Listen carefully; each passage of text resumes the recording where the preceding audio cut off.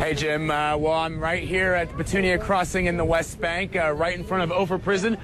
You can see that there is a crowd that has already started to gather to welcome some of these prisoners that are going to be deposited right here at Ofer Prison, which, if you could see behind me with all these flags, is just sort of right behind me here.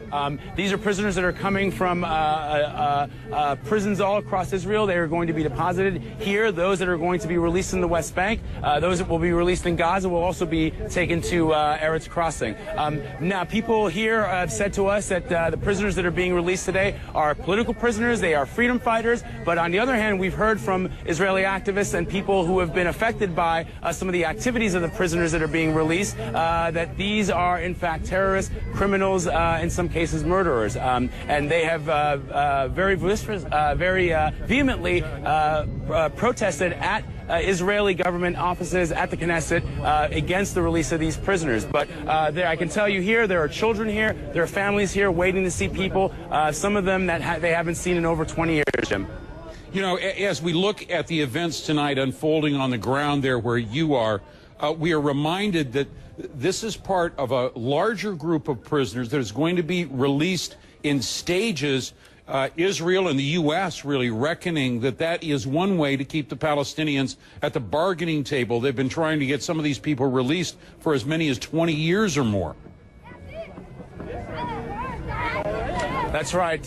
Once this decision was made by the Israeli government, Prime Minister Benjamin Netanyahu said it was a very difficult decision to make, but it was one that he was doing as a gesture of goodwill. He said that he was willing to release the first of 104 eventual prisoners that will be released to their families, bearing in mind that there are thousands more Palestinians in Israeli prisons. But he was releasing these prisoners as a goodwill gesture on the eve of peace negotiations, which are scheduled to resume again tomorrow. But as I said, there are many Israelis, especially those families that have lost family members, that have lost loved ones to some of the activities of the prisoners that will be released today, that say that this shouldn't have been done. There's video that we've shot, that others have shot, of these families smearing the flag of Israel with red paint, signifying that there is blood on the hands of the Israeli government, saying that this shouldn't have been done. But you can tell you here, the people that are here, for the kids that haven't seen, some of them who have never met their parents, who've never met their fathers,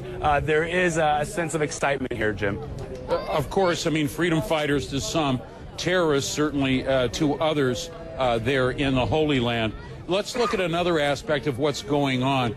On the face of it, the decision by the Israeli government to announce more settlements in occupied East Jerusalem and the West Bank right now would seem to be, you know, really a slap in the face to the Palestinians, almost daring them to break off the talks. This is what killed the talks when they were last held almost 5 years ago, Vladimir.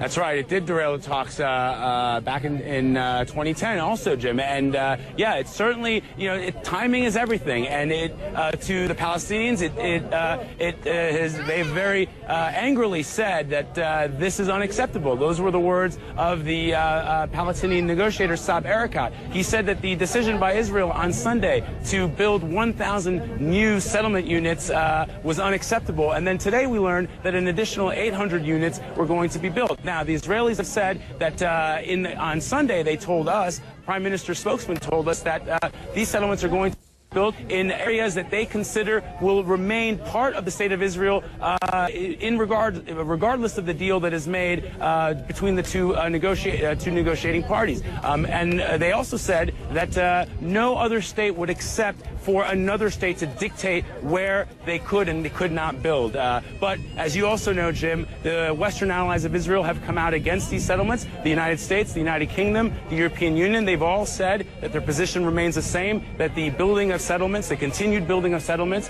in Palestine, in the West Bank and in East Jerusalem are against international law. So it does seem a bit strange that they would announce these settlement buildings on the eve of these negotiations, at the same time also releasing these 26 prisoners, the first of 104 eventually to be released, Jim.